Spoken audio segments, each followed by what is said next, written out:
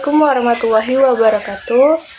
Saya Venus Gali Arnilta Putri dengan NIPM 223110031. Di sini saya akan memenuhi tugas formulasi dan teknologi sediaan steril yang diampu dengan Bapak Apoteker Isbiantoro SSI MKM. Jadi, apa sih produk steril itu?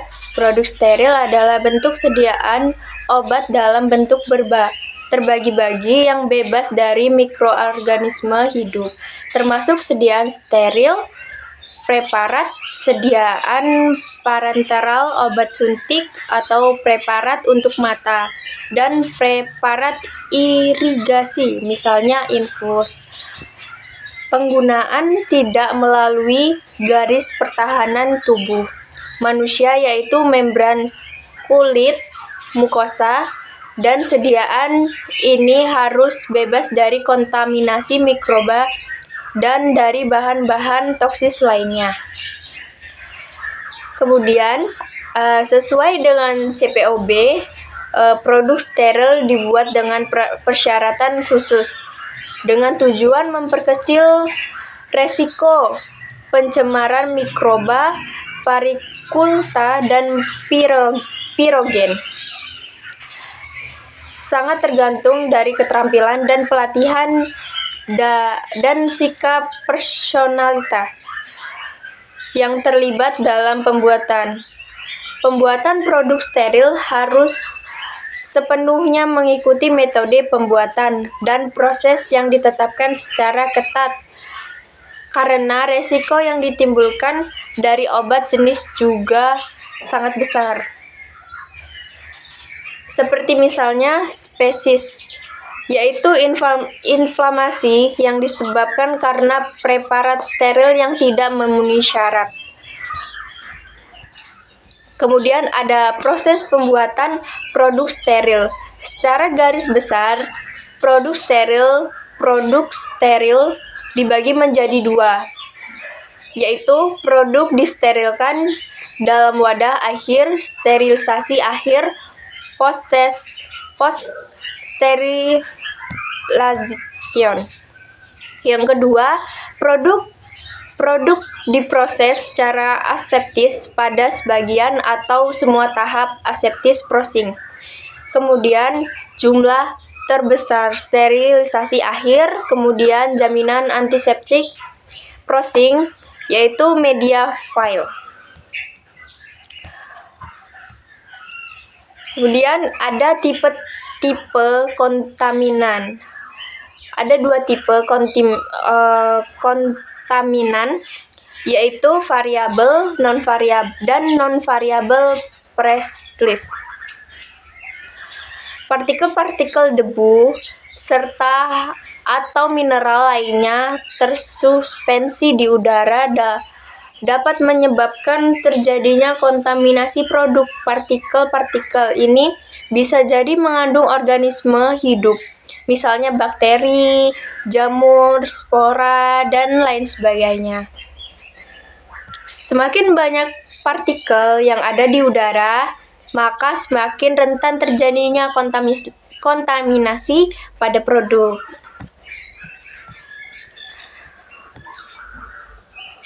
Kemudian ada sumber-sumber kontaminasi. Dari mana aja sih? Dari lingkungan, udara, atau personal, dari manusia, kemudian dari mesin atau peralatannya. Kemudian kita bahas satu-satu ya. Yang pertama, udara atau lingkungan.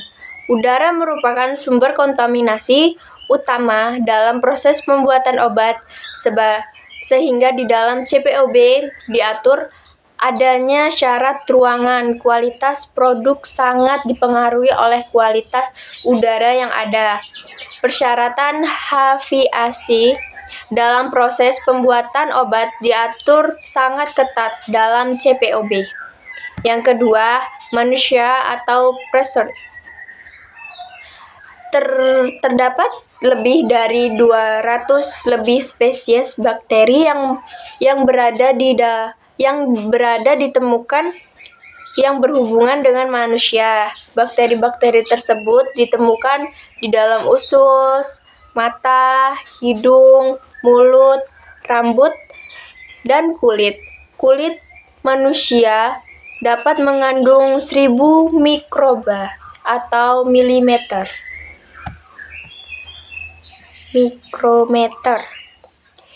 Kemudian ada mesin dan peralatan. Meskipun terlihat sangat halus, permukaan mesin atau peralatan dapat menjadi gudang bakteri. Kemudian ada permukaan kritis.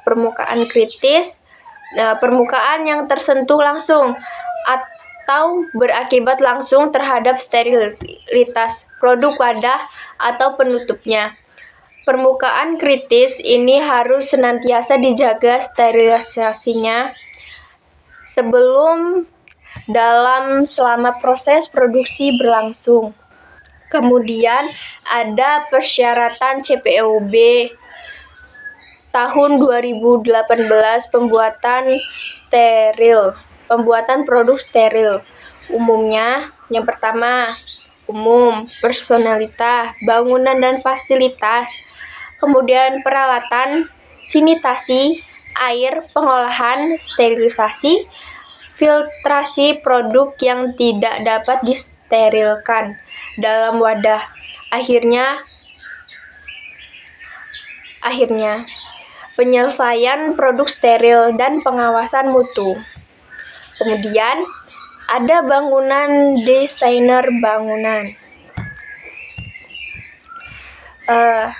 Klasifikasi ruang bersih dan sarana udara bersih, area bersih, dan pembuatan produk steril digolongkan berdasarkan karakteristik lingkungan yang dipersyaratkan.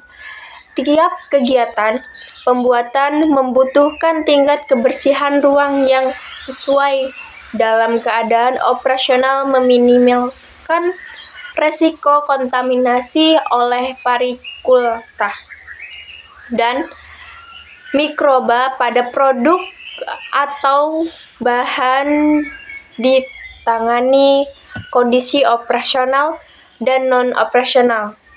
Hendaklah ditetapkan untuk tiap ruang bersih.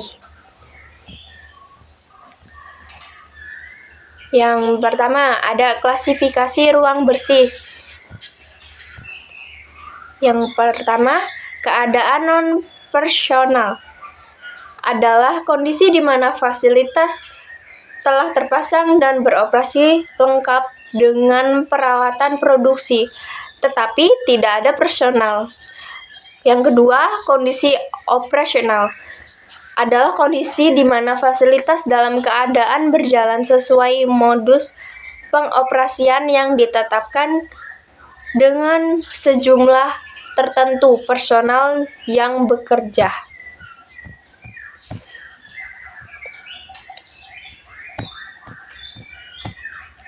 Kemudian ada persyaratan ruangan dan bangunan. Yang pertama, alur proses, kelengkapan saran penunjang sesuai kebutuhan.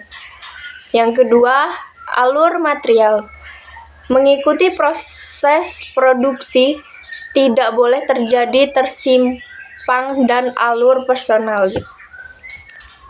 Yang ketiga, alur personalia, tidak boleh melalui ruang proses,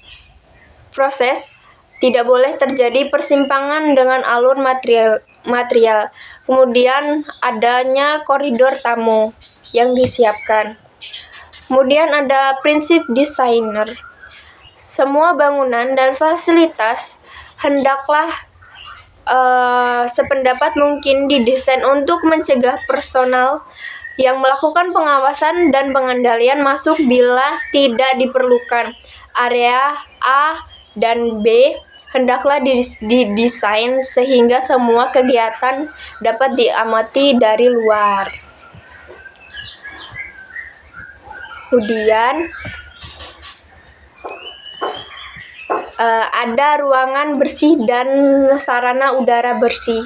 Ruangan bersih dan sarana udara bersih dinyatakan terkualifikasi setelah didapat hasil yang stabil, dan memenuhi persyaratan selama 5 hari berturut-turut pada kondisi non-operasional. Untuk tujuan klasifikasi, hendaklah dipakai alat perhitungan partikel portable dan selang pendek mengambil sampel karena akan terjadi prestasi tinggi. Partikelnya itu 5 mikrometer. Apabila dapat saya sampaikan, semoga bermanfaat. Saya akhiri. Wassalamualaikum warahmatullahi wabarakatuh.